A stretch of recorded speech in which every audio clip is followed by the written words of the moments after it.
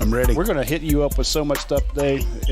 I hope so. I've been on a void here since before the Sugar Bowl, but yeah, I was keeping up a lot of stuff down there because I didn't know what was going on, but you sure did. That's a good job by you. Well, we got some good people down there that are helping us out.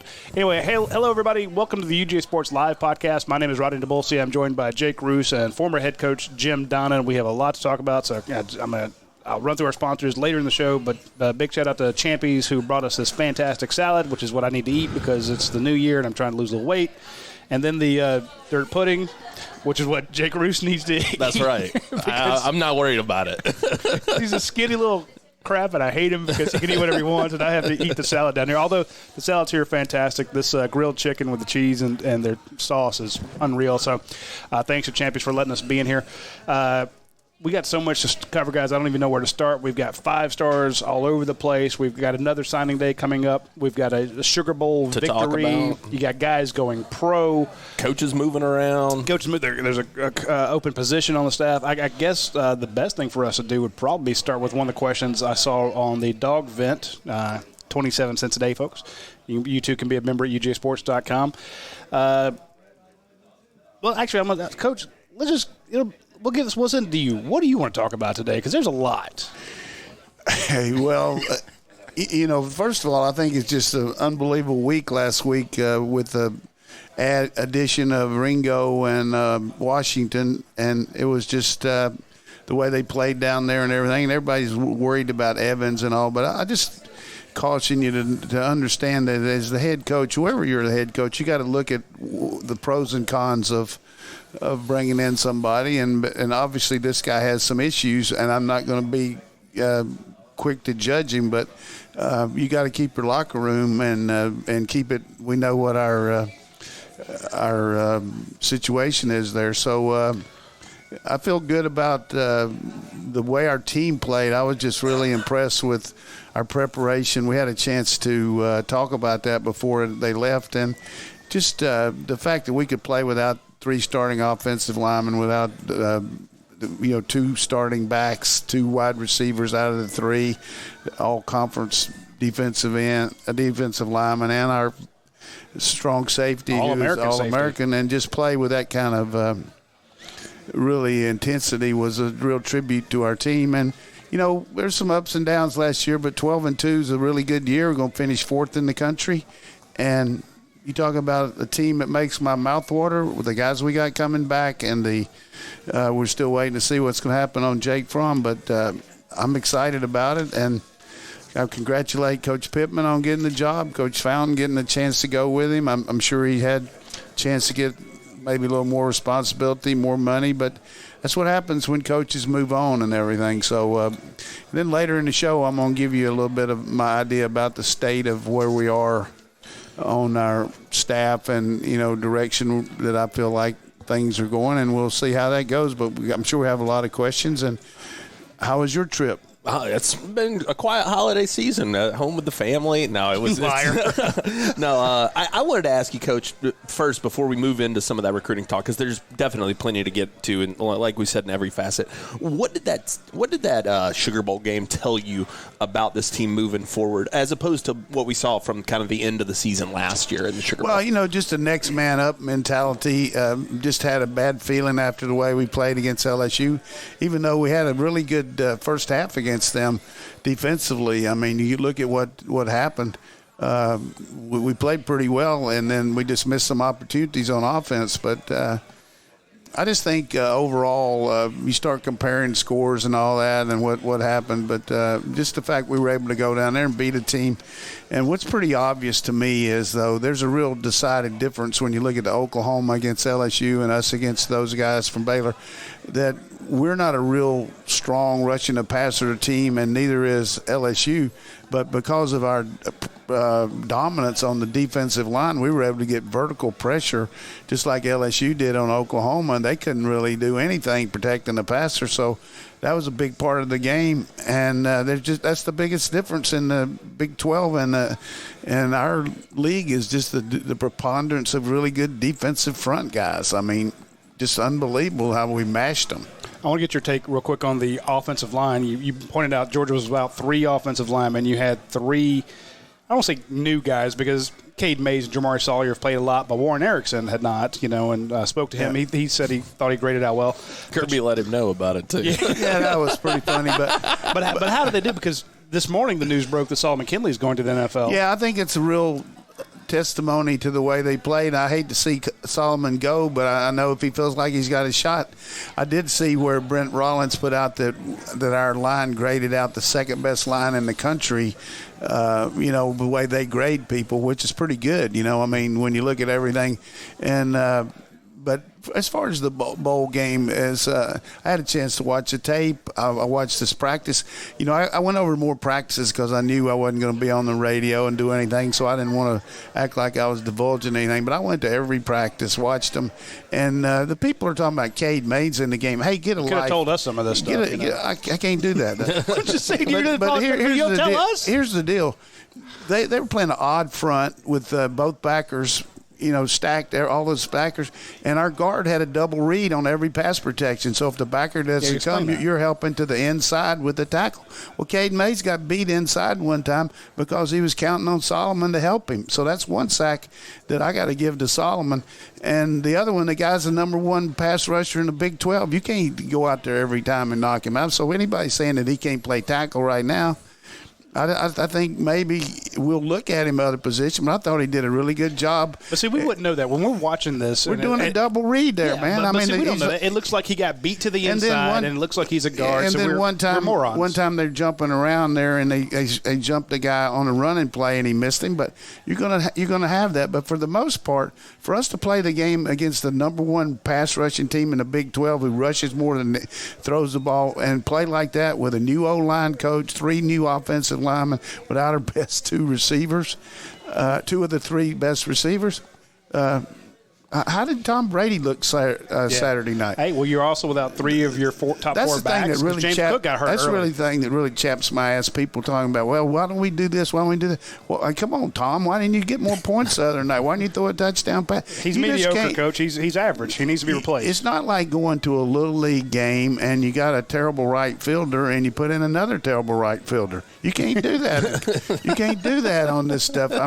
It's hard to replace some of these guys, and I'm not necessarily a company man today, but I am going to have some really good statements that I feel about where we are and comparatively speaking about before people are starting about, hey, let's change this, let's do all this. Does anybody out there know where Joe Brady was 2 years ago? He was a GA at Penn State. A graduate assistant. He was a linebacker. I was told he came down as an angel from heaven and Joe Brady has football. done a really good job there. Unbelievable job. But most of the stuff LSU runs is Penn State. It's not I heard it was the Saint stuff they're running. they go, but they're RPO oriented. Everything they do is RPOs. So. Hey, let's get a real bead on this stuff. Joe Brady did a tremendous job. Joe Burrow had a lot to do with it, but there's not a lot of guys out there. I read about, we're talking about, hey, there's a guy out there at the Los Angeles Rams, assistant quarterback coach. You know how many years he's been coaching quarterbacks? This is his first year. And he's going to come in here and take over and help out. A guy's out there, he's been coaching. And where'd they go this year? I don't think they're in the playoffs, are they? Playoffs. No. So that's why Wade Phillips is out. Zach Robinson was a good quarterback, and he played some pro football. But I read these guys' names and I look them up, and the only thing I know is I watch these guys practice, I watch them coach, I do all this stuff. I feel good about it, and I'm gonna give you a little bit later here why I feel good about it. But seriously, on Joe Brady, really good job. But how many points did they get against Auburn? 23? Yeah. How many we get? 21? Who was ahead at half? We were ahead 20. You just can't. I will say this, and in the watch-alongs, there have been numerous times where Georgia got up on a team, And then the second half, that's what gave a lot of people our comments during our watch along. People started freaking out, going, We did, but we got a young defense that was coming along. We were ahead. We didn't want to give up a chance to win on the road. So it felt like we were ahead of we were ahead of Baylor. We were ahead of A&M. We were ahead of Florida. We were ahead of Auburn. All four, and we took the gas off in the second half. It worked out in all of them. In the fact we won, but. We just don't have we didn't have an overwhelming offense this year like a lot of people would like to have, but we played around our defense and we won 12 games and 12 straight against our opponents that we got to beat. I mean, pretty good. But how many other teams kicking LSU's ass? I don't know anybody. Real quick, if you're buying stock, you buying George Pickens stock? In a New York Minute. But let me ask you this right quick. George Pickens and Lawrence Cager, two pretty good additions here, right? Would you say that? Yeah, that seems fair. They're okay. Who recruited them? James Coley. That's true. Yeah, I was going to say. And let me just tell you this. Last year, out of Miami, the day before the signing date, I told you don't sleep on Pickens. Hey, he's going to Auburn. Then about 2 minutes before, I told you. What did I say? Yeah, it's going to happen. And I'm not saying that because I'm like a dummy. But can you imagine where our team would be this year without those two guys? And they came here because of him, because they believe in him.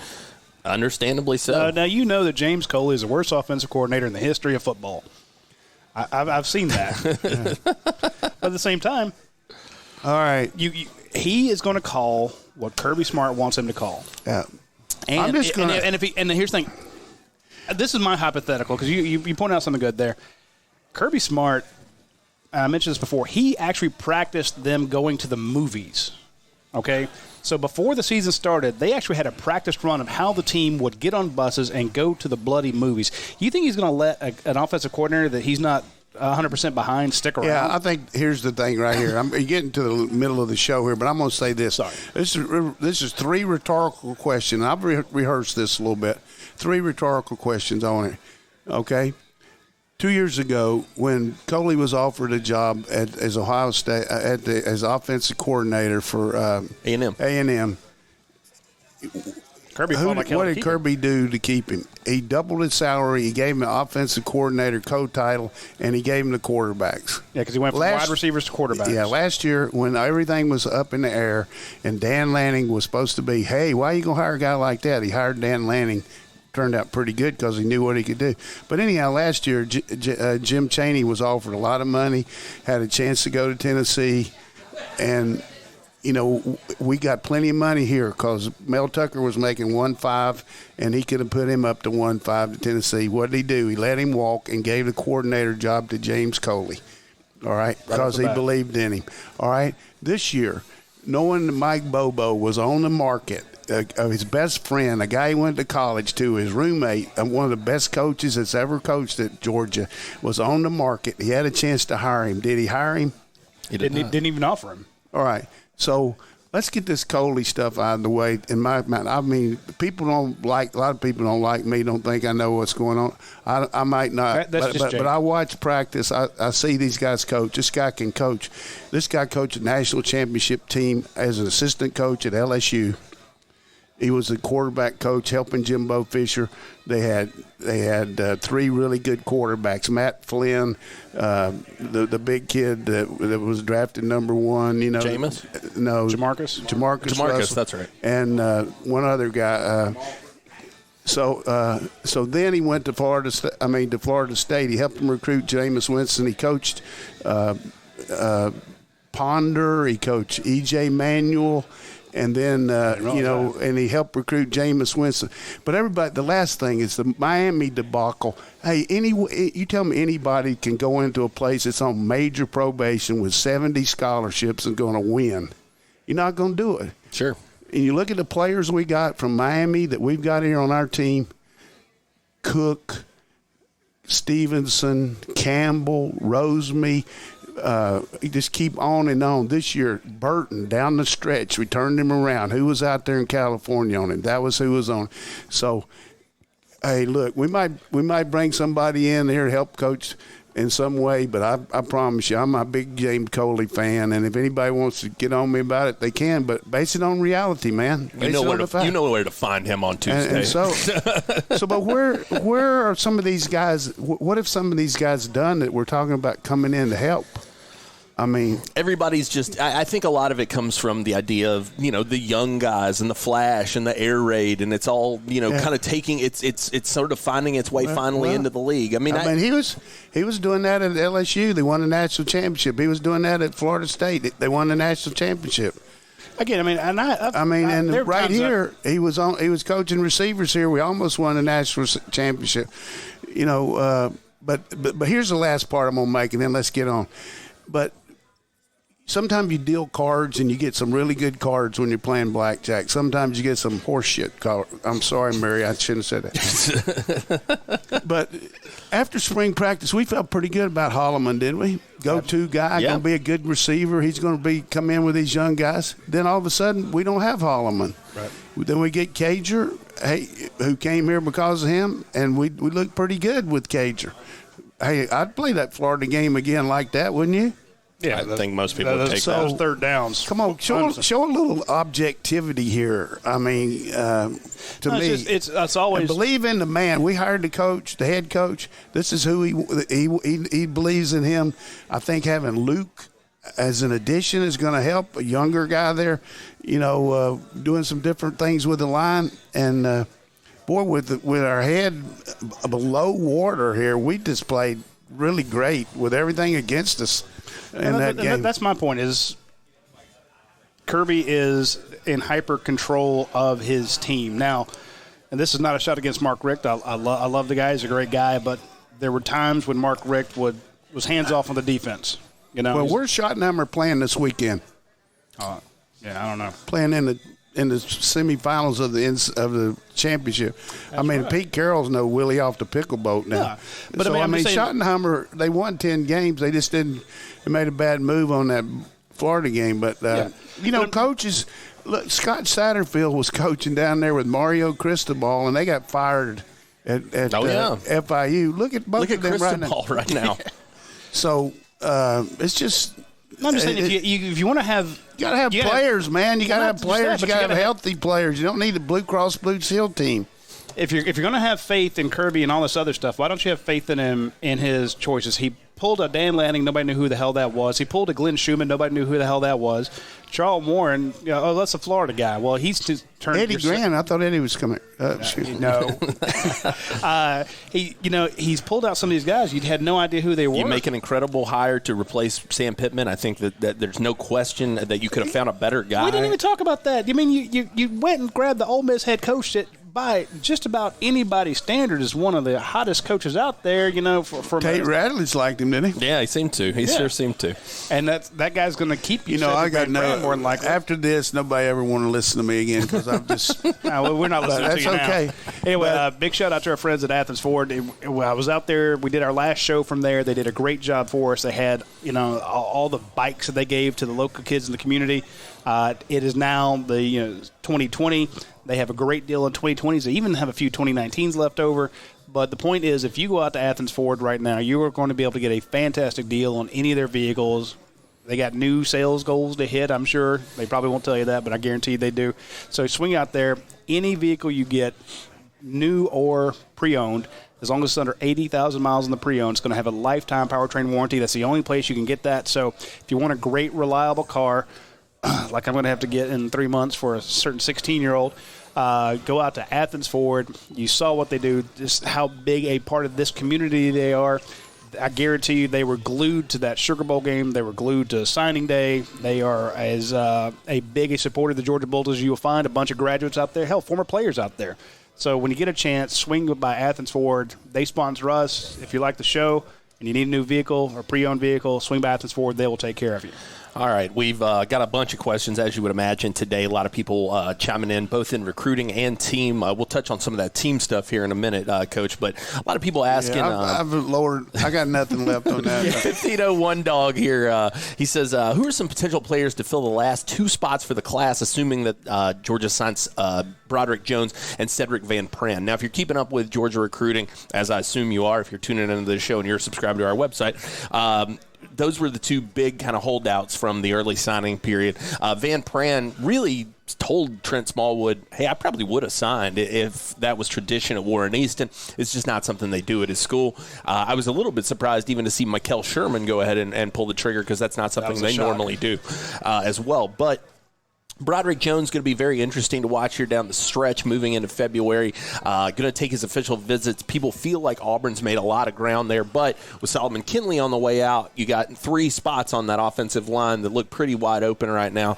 It looks like there may be some available playing time. You got to think they'll sell that hard. Matt Luke going to try everything he can, I'm sure, to get Broderick Jones. 2 spots. So I mean, that's true. Salyer and Mays and Hill, but I think we sit good with Jones. I really do. I think you'll close with him personally. He's been committed to us since for a long time, and I think this is solidifying Coach Luke's relationship with him. We're putting Dell on him too. I mean, that's the closer. You put the man on him. There's a reason for it. It's like Dell can do it. Pulp Fiction when you need the wolf. You know, you call in Del McGee to fix it. He's got such cred with these coaches. I mean, he'll go there with the coach, and I mean, he's got great cred. Gagers. But no, who are the last 2 besides it? Well, the last 2. We got some names on the hot board today, so I'm not going to give everything what is that? away. What is the hot board? That's where we keep track of kind of all the targets moving forward. We're actually going to even add a name later today to the hot board after an update from Chad Simmons. So make sure to get over there and check that out. One guy I'm watching pretty heavily, and I guess that we'll just dive right into the next thing from this, is Daijun Edwards. I think that he's a guy that Georgia's been after consistently throughout this whole process, a guy that we've been hearing about since back in the mid-fall, it being pretty strong with him. I think one point on that, too. Yeah. I think the fact that he didn't sign early, knowing that there was a really good chance we might be able to go on him, was a real good indicator there, too. I agree. I totally agree. And, good player. That takes us into the Zack Evans stuff, which I know everybody is very interested in. We got a whole list of questions right here. In fact, everybody wanting to know what's going on with Zack Evans. We've tried to put out all the facts that we've got, and really a lot of this boils down to, and this is what makes it so tough, readings of rules and interpretations of rules and various, we haven't even talked about this on the board necessarily, but dates for things and, when are business hours for certain things. There's so much surrounding this.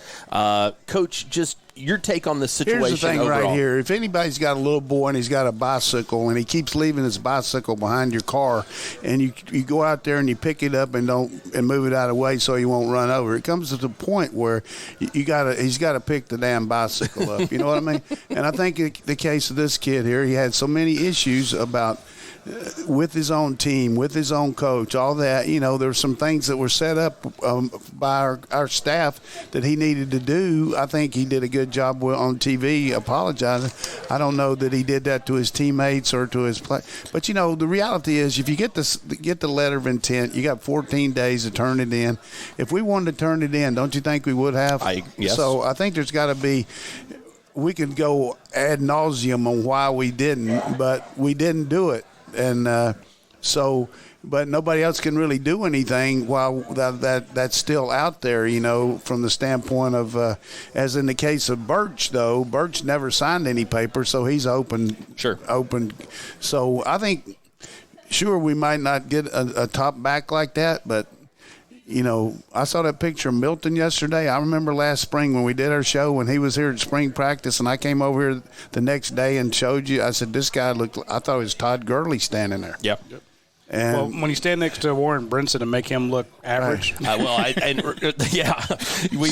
the picture yesterday of the early enrollees. I don't worry about who we don't have. When you lose a guy, you lose it. We certainly have every read. You just got to trust Kirby and Dell. And I got no problem taking a kid from Colquitt County. Yeah, no, but look, and the thing about it is people. There's a lot of skepticism around Daijun Edwards because he's not Zack Evans, and he's not, a 5-star back, and he's not. But the thing about it is, Brian Harrion, good Lord, that's exactly. the same thing. The thing about you can't get all 5 stars on every position. Dejan like is a kid that if he did more media, you'd know more about him. The thing is, he keeps to himself. He's down there in Colquitt County. It's not like anybody. It's not like everybody's down there every weekend hounding the kid. He doesn't do phone interviews. He doesn't. I mean, if you catch him out at a 7-on-7, you're going to get about 4-word answers. He keeps to himself. He's a great receiver out of the backfield. He's a kid that picks up hard yards, great acceleration. I think that there's no... So Kenny McIntosh. Yeah. Well, I mean... I like Kenny, too. Brian Harrion is the guy who comes to mind. Yeah. I mean, I think that he brings a similar skill set, especially with what he brings to the receiving game. Kendall, to me, he can do that, and that's an area that he can get better in, though. But he's your hammer. At that size, he's a kid that you want picking up the hard yards. That's a kid that can play a number of different positions. Great athlete, good receiver out of the backfield. Georgia fans, do not be upset if you end up with Dejan Edwards. And here's the other thing. Just look at LSU's receivers right now. Everybody's talking about, boy, they got some great receivers. How many of them were 4 or 5-star receivers? I mean, they all developed. You know what I mean? Yep. I think we get so caught up. We got more 5-stars. We signed more 5-stars on a Thursday, Saturday deal than Florida's got in their program. So, you never know. But Florida's building up. They're getting some good 3- and 4-star guys. And I just think it's really important that we trust Kirby and Malco on these recruiting on who we go after and what we do. But I will say this, too, that for everybody that's talking about these rumors that guys might be in here, these JUCOs or these grad transfers, they're on campus, we saw them and all. Look, have you ever heard of the dead period, the quiet period? The guys can't be on. You want Georgia to go on probation? You can't have guys in here to the 16th or 17th. There's 16th. Nobody here. These guys are over there with Quincy Avery working out, trying to get better. We can't go after any grad transfer, and we're not going to do it until we see what Jake does. Now, let's totally switch gears here and talk about guys they did get because they closed very strong. Keely Ringo and Darnell Washington officially become Georgia Bulldogs. Yeah, right. The only guys that we've been monitoring for, 3 years at this point. Huge close for Georgia with both of those guys. Have to feel good about what they bring to the field. Coach, after having a chance to watch those guys, seeing them, just your thoughts on them. Only thing I can say is this summer when Ringo was here, and he was here at one of these camp things, and then Washington was here when we had that deal where they had all the fun and games and stuff. So I was able to be over there and see him, and I went up to Ringo. I said, have you noticed that some of our receivers are kind of jumping around in line where they don't have to go one-on-one on you? He said, well, maybe. I said, hey, they don't want any of your ass right now, and you hadn't even gotten here. I mean, this guy, long arms, great quickness, can't miss prospect. I mean, to me. And then Washington just had such a good time with that. You could just see his demeanor. He and Tate Ratledge were on the same team. They were playing these little Mickey Mouse games. They were having a lot of fun, water guns, sliding across there, eating watermelon, doing all this stuff. And they were competing, but you could tell that they had that kind of feel for each other. You know what I mean? Absolutely. Hey, boy, this is the kind of place I want to come. And, these are the kind of coaches. Hartley was following him around like crazy the whole time. But I just felt if the guy walked in, you'd just think, there's Gronk. He looks like Gronk. I told people that kid looks as combine ready as about any high school kid I've ever seen. And he looks like he is ready to walk into the NFL combine tomorrow. And what you can do with a guy like that is you can get in your regular personnel or, 2 wide receivers, 3 wide receivers, and 1 tight end, and you can shift him out. And now you watched in the Saints game the other day when the guy from the Vikings went out there and he might have pushed off, I don't know, but he jumped up and caught the ball. That's pretty good inside the 20. I think he'll be a real nightmare for a lot of people being that kind of receiver for us. And we probably more than likely would take with those other 2 places. I could see us going after either a JUCO or a grad transfer tight end and a grad transfer receiver. All right, that makes a lot of sense to me. Having watched Keely last week, I just wanted to, I was out in San Antonio, had a chance to see him in practice throughout the week and in the game. tight coverage. That kid does, and great nose for the ball. What was impressive to me, too, was even on the non-padded drills, it wasn't a situation. Sometimes you'll get the guys hanging on him and pulling on him, and he's very, very clean when it comes to breaking up a pass. He knows how to get that arm in there. Even when a guy comes down with a ball, he knows how to get that swat. I mean, the future's bright. Yeah, I'm just telling you, our secondary next year. Well, and this is to say nothing of, with that. I mean, we barely touched on Major Burns. We got Burns and Kimber. Oh, yeah, and then you got these guys. I mean, we talked about 2 shows a week. When Roddy broke that about J.R. Reed not playing, which I thought that was pretty good that you knew that before Seth Emerson. And it was really good job by you. But I hated it for J.R. because he was hurt, but I can understand. But Lewis Seen, come on. That guy is a heat-seeking missile now. He's fast. I mean, he was tremendous in that game. Yes, he was. Absolutely. I mean, and he just did. And then all of a sudden, LeCount decides to come back, which I think is good because of leadership more than anything. He and Monty Rice coming back. I don't know that Monty's said that, but I really I said earlier that I've been told that he's supposed to come back. So Monty Rice, you talking about leadership. Eric Stokes. And when you got leadership, you got followship.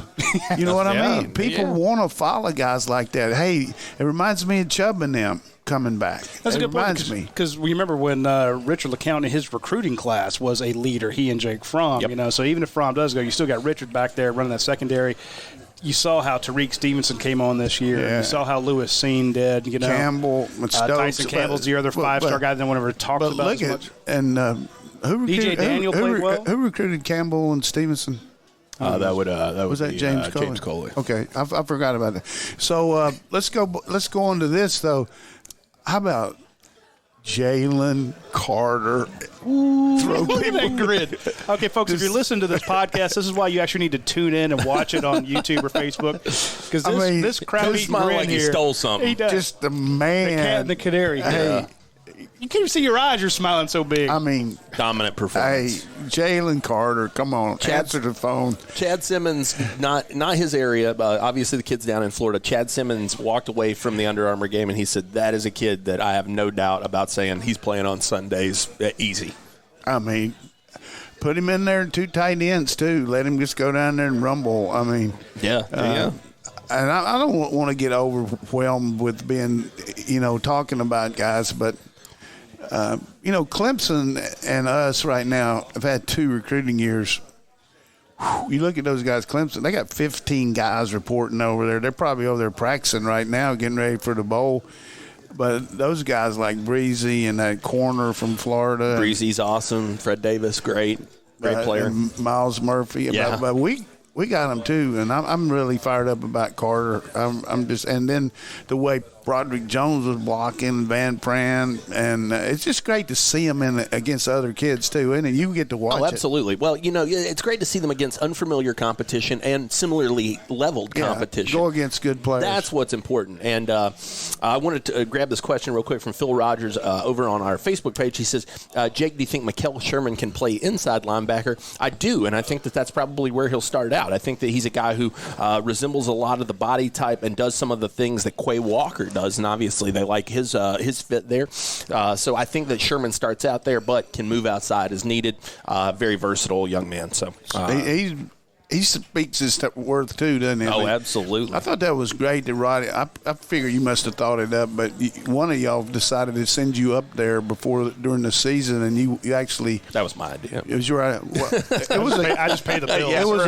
It was a good idea though, because it gives you an idea to watch them, but also interact with them a little bit. And you felt good about it. I mean, that's a really tough school he goes to, and at St. John's. Absolutely, Prep. Yeah. That's one of the great high schools in America. Play a national schedule. They played Duncanville, Texas this year. IMG Academy. They went out west and played a couple of schools in California.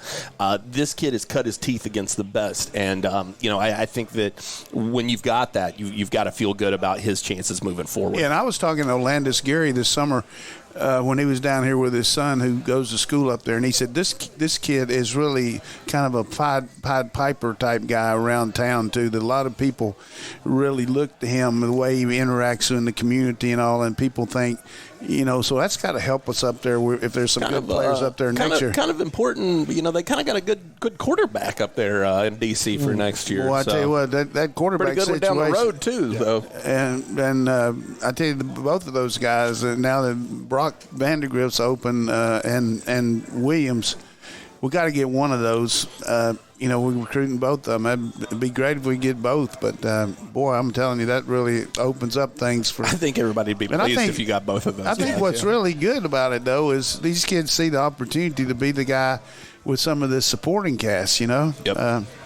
And also, like if you look at Sherman's family, you look at the Milton family, you look at some of these families that are coming in, that when you have those recruiting weekends where they're a host and the parents are there, you bring it in a support system that's going to keep these kids on the straight and narrow. Speaking of a good support system, be sure to check out our friends over at Aaron Overhead Doors.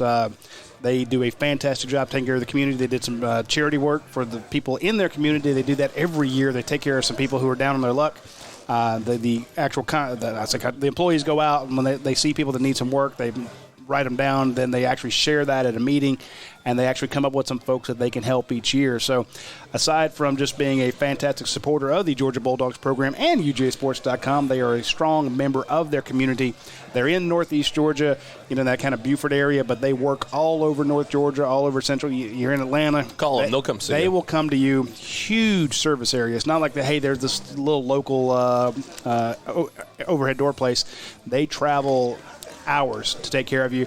We've had people at UGA Sports who've had issues, call them up, and they talk about the quick turnaround and the fact that you schedule them. They don't schedule you. Say, hey, look, this is when I need you to come by. They'll be there because you can go online and actually hit their little booking a book, the booking appointment thing. It pops up, and you put in when you need to do it, and they'll come out free of charge. It's not like an electrician or a plumber that comes out and says, okay, for me just to come out, it's going to be $75 just to talk to you. They actually come out and tell you what it's going to cost. They also do custom work. Now, if you go check out Ryan Lucia on Facebook, you will see some pictures of custom work they do that's just mind-boggling. I mean, it's artistic how sharp these guys are. So check out Aaron Overhead Doors. They support us, so please support them. Matt, like you said, tons of questions here. I wanted to get to a couple of them. A lot of people asking us about Jake Fromm, which, of course, not surprising that we'd be getting that question. Any thoughts from anyone? I mean, it's Tuesday at noonish. Last I heard, he had not made a decision.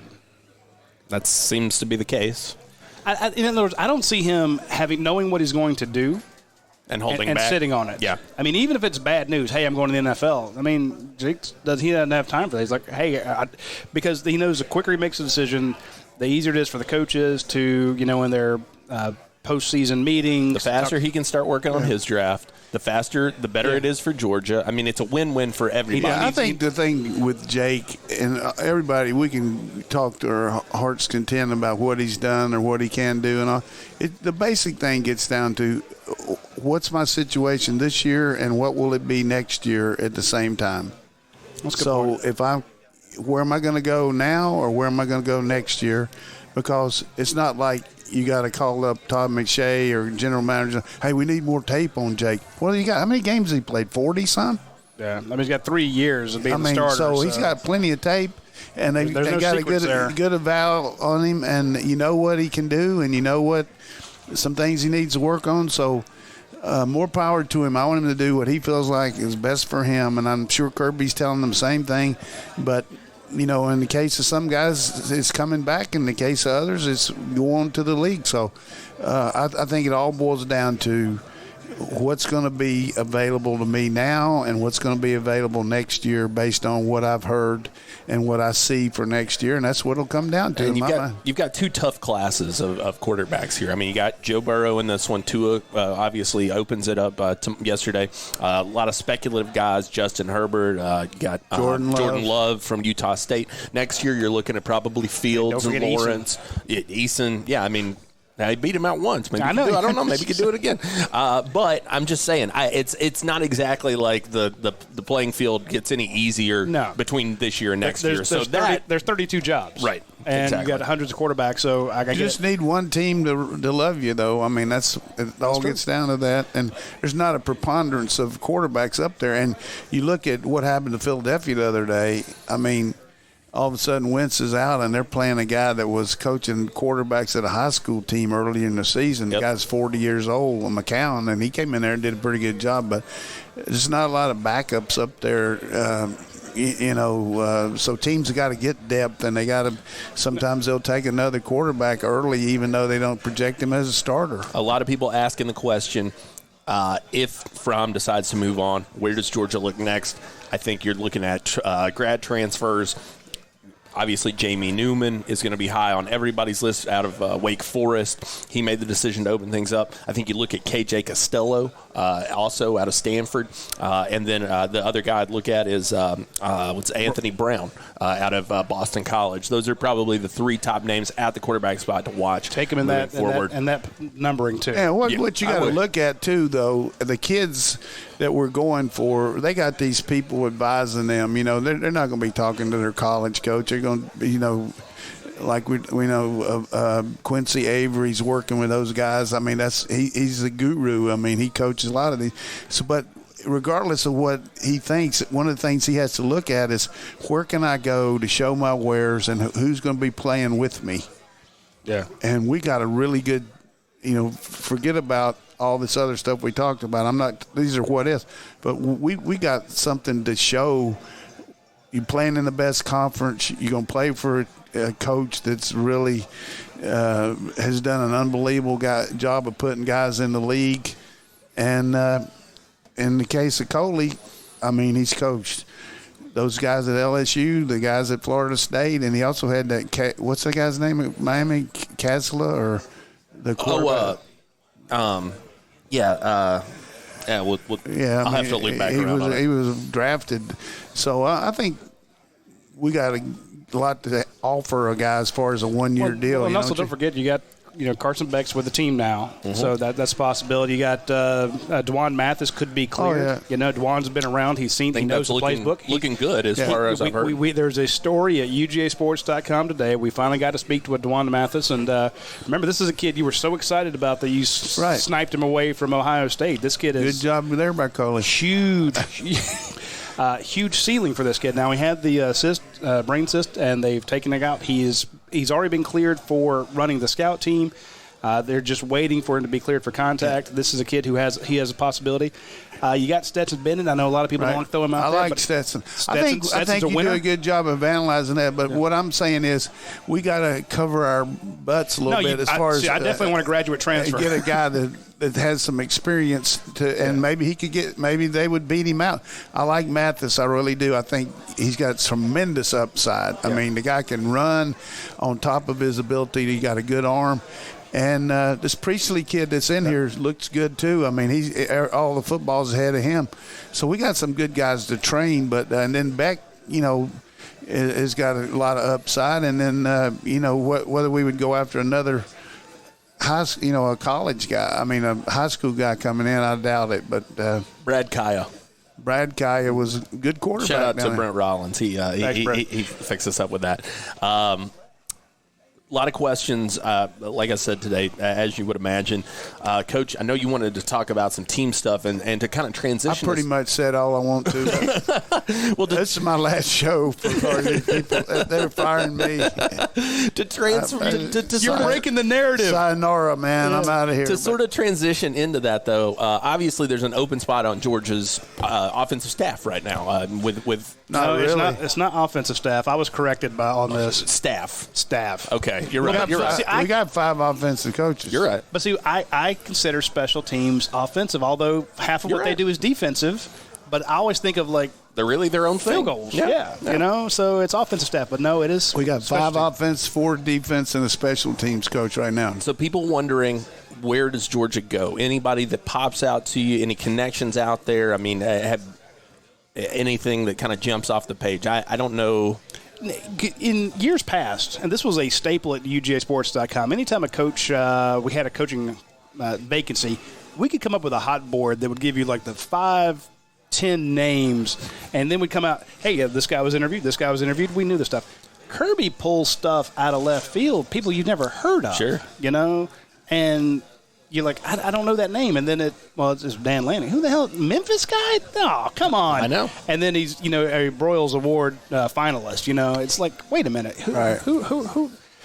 Glenn Sherman? Who the hell's that? You got a situation there where Todd Hartley, tight end coach, has had some previous work with the special teams.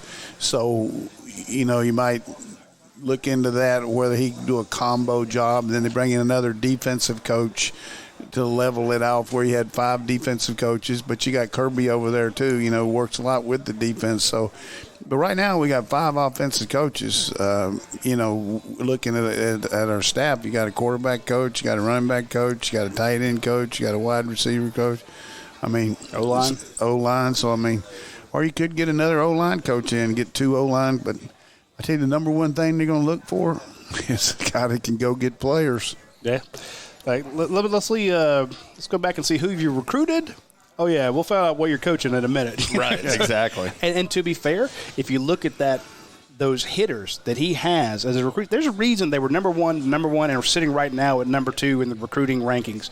And it's not just Rivals rankings. If you look across the board, they are super high in the rankings because they bring in top guys. Dale McGee is the lead recruiter on any team in the nation.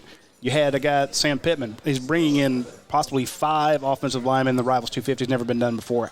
There's no team that's signed back-to-back-to-back 5-star quarterbacks. You had a situation where you're going to have 3 5-star running backs in that. And you look at what Lanning did, going up and getting Sherman, and then going out there and get. He had some help on Ringo with Coach Warren, but he was a lead horse on that too, and then. Coley, Coley, top right up there with McGee, and he's already been named top recruiter in the country at one time at Florida State. So, but and people don't forget Cortez Hankton and what he does in Louisiana. Oh, he's done a good job, and we could get another receiver out of there. But I think the main thing for us is. Just somebody can blend in. If somebody can bring some offensive guy in that could bring some new ideas, that's something you look at too. But let me tell you this. Let me just tell you, if you went up on our board in there that Cheney had and this guy, we got every play in the history of football up there. You gotta be able to run them, and you gotta have the players run. But it's not the scheme right now for us. I think it's just making first downs and getting some guys healthy. That's you throwing the players under the bus again, Coach. Come on. I'm just talking about getting guys healthy. No, you're right. It's execution on a lot of those plays, and this is my pet peeve, and I've said it before, and I said it under Cheney, I said it under Mike Bobo, I said it under any offensive coordinator. You were in the Hall of Fame as one of the only coaches to have led the league in passing offense and rushing offense. It's not like you had one scheme you could run. If I asked you to run a wing tee, you could do it. If I asked you to run a spread, you could do it. If I asked you to run a pro most style, coaches can do that. That's my point. People go, well, we need to bring a new offensive coordinator in or a new offensive guy to run a different scheme. I'm like, wait, they're not that specialized. Kirby Smart coached running backs, for God's sake. It's a situation where coaches coach. They know the schemes. If you wanted to run a full wide spread, Coley could call it. We got some really good ideas here with Luke. Yeah. He was just with Freeze. He was with Rodriguez. He knows some things we can add there, So I think if we're going to probably do some more movement with our line, counters, and, Brent Rollins talked about that. But a little more I think there's more, the RPOs were great for us in that game against Baylor. We threw some balls on 3rd and 1 or 2 to Pickens that, what are we doing? But he was, but it was based on everything. Well, and Jake likes that kind of stuff too. He's really good at, if he's back, he's really good at hurry up type stuff. And, when you do the hurry up against a team that blitzes as much as they do, kind of kept them off balance a little bit early. And after we hit the flea flicker on them. But what happens now? Here's the thing: we assume that they're done. The coaching changes are done, but we still see guys being fired. Guys are still being hired. Oh, sure. There's still job openings. I don't know that other teams are done poaching Kirby Smart's staff yet. Right. You can see a situation where if I'm somebody looking for a head coach, I'm looking over there going, hey, what's that Lanning kid? I think it's pretty young. And hell, Lanning was mentioned as one of the guys in Memphis. I think Lanning had a chance to go to Florida State. I don't know that, but as a D coordinator, there are a lot of different guys as a D coordinator, but he's not going to leave there from here. And I know some of our offensive coaches have had chances to go other places. But, like I always felt like, and I did the same thing when I didn't. This is a good gig right here. It's a great town to live in, great people, unbelievable recruiting base. I mean, it's got to be something really good to leave this place. I guess my point is I don't see any major changes. I don't see anybody coming in because, with your hypotheticals, you pointed out 3 chances Kirby had to change what he wanted. I think he's comfortable with James Coley there. I've been saying that for weeks. When everyone was complaining about it, I said, look, Kirby runs a show. If Coley was doing something he didn't want, you would have heard about Coley all of a sudden looking somewhere else, Kirby bringing in somebody else. He's not going to spare anybody's feelings. Kirby is going to win ball games. Certainly not. No. If he lights into Warren Erickson, you think he doesn't light into James Coley? Right. Yeah. So point being, if he wants – this is what he wants. You're either with him or against him. I get it. And I don't see any major changes coming unless you see a situation where somebody hires away a James Coley, Dell McGee. Dell McGee just turned down a job not too long ago, if I'm not mistaken. Sam Pittman gets hired away to be the head coach. Yeah. You have situations where you get turnover, and so we think, well, everything's set. It's not set. I mean, how many coaches have been? Here's the rules gone, and then all of a sudden, who's the other guy? The Mississippi State Moorhead gone. Guys have already signed with these players. Right. If you always change a losing game, and you never change a winning game. I mean, everybody talking about defense last year. Kirby's not going to change his defensive system. And, they talk about Nick Saban changing stuff at Alabama. He changed some, but, they didn't throw the ball any more than we did 2 years ago. He also recruited just about everybody in the nation. Seriously, 2 years ago we were throwing the ball more than they were when we had the receivers and everything. 3 of them went to the league. So I think you just got to be adjusted a little bit. But let's see how it all plays out. But you don't need to have any patience. Come on. I'm just huge Kirby Smart fan, and I feel like Kirby knows what he wants to do. And all this, I'm not going to read this stuff because I don't, but you've told me about it. But I just don't see why we would need to upset the apple cart here with the potential we got. I don't see any reason to. No, I agree. I think that it's like Bill Parcells said, you are what your record says you are. And so far the record's been pretty good with Kirby Smart. Moving into the spring practice around the corner. Yeah. Spring practice right around the corner. Guys take a little bit of time, get reacclimated to classes, but it won't be that long. Anybody that you're looking for that needs to have a big spring or that you expect to have a big spring? Yeah, I'm hoping that Truss is really going to come around. I liked what he did out there in the fall, really developed. He certainly got the body at tackle. Also, what's going to happen with some of these D linemen that we held back, as far as redshirting them, how they're going to develop. And, it looks like we're not going to lose anybody in the portal right now except maybe Hudson and I don't know if Bill's still in it, but hopefully we won't lose anybody else. But looking forward to see how quickly Milton can help us. Report now from AL.com, just as you're saying that, AL.com reporting from a source, Georgia defensive back Otis Reese has entered the transfer portal. Well, Otis has had a tough situation because he was a linebacker in high school and they moved him to safety. And, we got Scene back there now.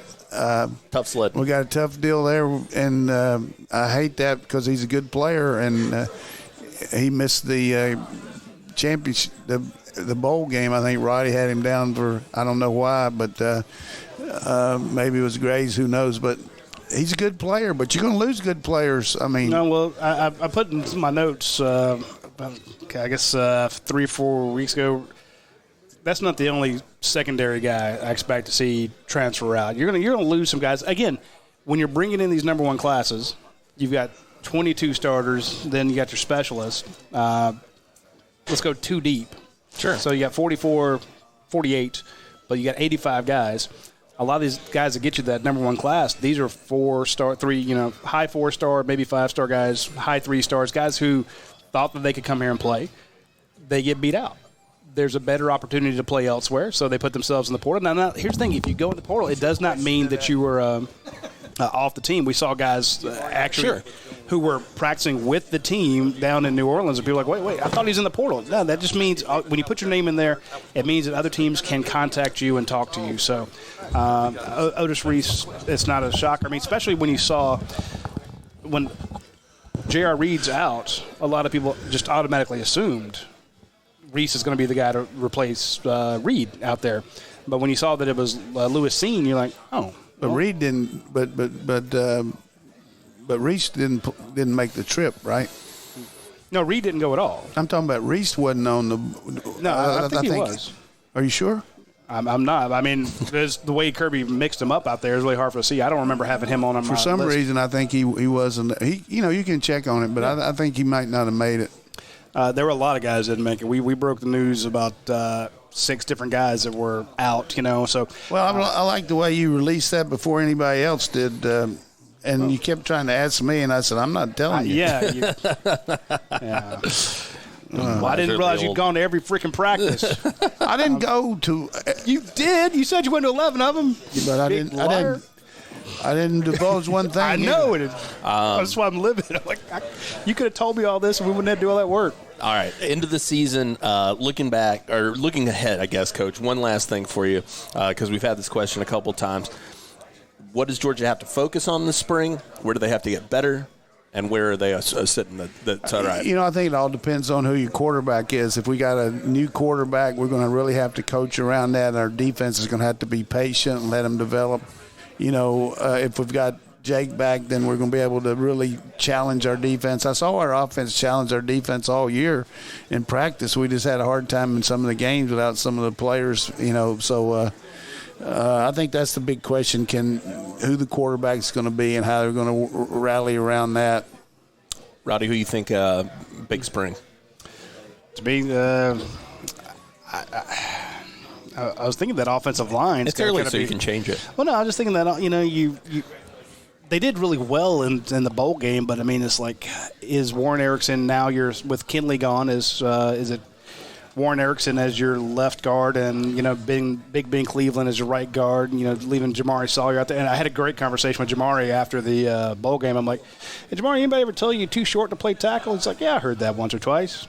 But then I look at Isaiah Wynn. He did okay. I'm like, yeah, So we kind of joked about, him not being big enough, but he played fantastic. What's incredulous right there, I shouldn't interrupt, but we went forever not having a first-round draft choice in the O-line. I'm talking about the last one was the last lineman even was, 2000-something. So now all of a sudden you got Isaiah Wynn, now you got Thomas and maybe Wilson. He's going to be a freak at these workouts. Yeah. And so you got 3 old linemen in the first round, like overnight. Yeah. So so let's say you leave Cade Mays out there, you leave Jamari Sawyer out there, Trey Hill's man in your middle. Those 2 guard spots, and again, I didn't realize when I saw Cade Mays and that guy cut inside, I thought he had missed it. And I'm like, well, I didn't realize that was, Solomon Kinley, part of his responsibility. But, again, that is a situation where those guys have to gel. So, to me, especially if you have a new quarterback, that O-line and those running backs need to get their crap together. They need to gel. So, to me, that will be a big question on spring. Let's see that develop, because you had a great system with all those guys returning this year. They knew where each other was. If you talk to Solomon Kinley about playing beside Andrew Thomas, those guys knew each other dead on. They knew what each other was doing. Very few pressures from that side. Great pickups on those twists and stunts. They knew where the other person was going to be. So that would be big to me to see that develop in the spring.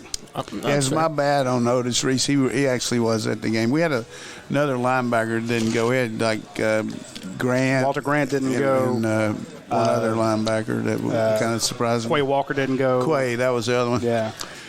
All right, what else you got that was there? on my list. Well, I think we've crammed about everything we can into this one, and maybe we'll leave the people wanting for next week. Well, I enjoyed working with you guys. Well, we also want to give a big shout-out to our friends at Your Pie. I know it's I'm history. So I got no credit. So Coach Donnan, after having lost his credibility, will now open a Europi franchise. I'm leaving the building here in Athens, on the east side, close to me, which would be fantastic. That way I can get free pizza out there.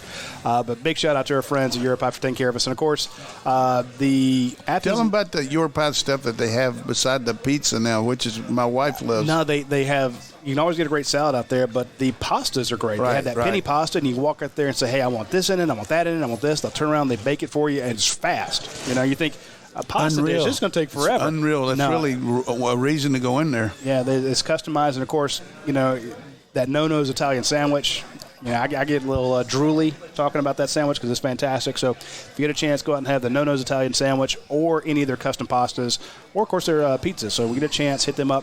And I understand that Academia Brewing Company is hosting the Athens Libertarian Association, their mini convention tonight at 7 o'clock. So really? Yeah, so if you get a chance. Are you going to that? I am not. Trying to avoid politics in any way, shape, or form. Hey, it'll be fun. I can guarantee you that. But to me, I'm like, you could pull me over as a libertarian if you're going to host your mini conventions at Academia. The place I'll be whatever you want. The greatest beer, the greatest beer, the greatest food.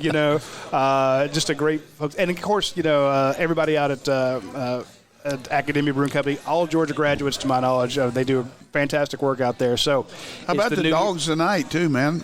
Oh, yeah, we got a big game against Kentucky. Big win against Memphis. That one. Hey, the first top 10 Edwards wins kid's since all right, 2011. huh? And here's that Crane guy's pretty good, too. In that game, you didn't even use – Edwards wasn't even your leading scorer in that game. Yeah. So you're thinking, wow, if you can beat Memphis without Edwards being like the go-to guy. So John Calipari over there eating a little while ago. Cal, come on in, Cal. Hey, speaking of the football team last night was fed by the folks here at Champions. Really? Before their meeting? Eat like the dogs eat. Yeah, exactly. They always want to start out with the right stuff, exactly. Before you have that meeting, getting ready to chew ass about academics and everything. And I'm sure we reported 6 guys were missing at that bowl game because of academics, so I guarantee you they got an ass chewing last night from Kirby Smart. And all you fans out there that are big Georgia supporters, hey, let's don't get too hard on these kids about what they're doing academically. This is a hard place now. All you got to do is try to get one of your kids in school here, and you'll figure it out. Yeah, my kid's going to Shorter. It's a hard. Our guys do a good job with that. Our academic support's unbelievable. This is just hard. It is tough to get in here. Get in, but stay in. Yeah. If you're around, if you're in Athens tonight, swing by the Kentucky game. It should be really big. Then they're going to go to Auburn. Talk about a 3-game just when do we play Auburn? Murder's Row after Kentucky, right? Yeah. Well, I really thought Auburn looked great in that bowl game, didn't you? Unbelievable what Chad Morris could do overnight for that offense. Yeah, he's amazing. Anyway, good job, Chad. If you're in Athens next Tuesday, also feel free to come by and hang out with us. We appreciate everybody that came by today. We'll talk to y'all next week. Take care.